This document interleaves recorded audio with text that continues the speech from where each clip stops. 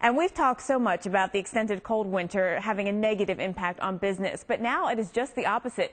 Business weather expert Paul Walsh explains how this year's spring is yielding big business for farmers. For our nation's farmers, the weather this spring was absolutely wonderful. When they are putting their crops in the ground, they need weather to be relatively dry, but not too dry. If it's too wet, they can't get the tractors out and do the field work. If it's too dry, of course, that's going to have an impact in terms of getting the crops formulated. What's happened this year is perfect conditions.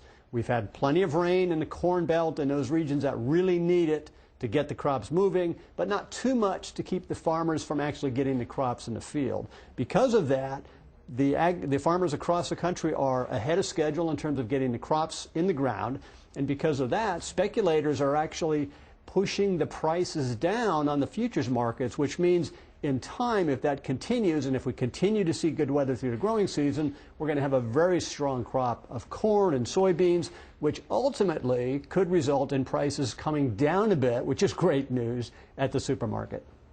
All right, Paul, is always very interesting. And coming up next hour, Paul breaks down the economic outlook for hurricane season and what sectors of the economy will benefit just from the threat of a hurricane.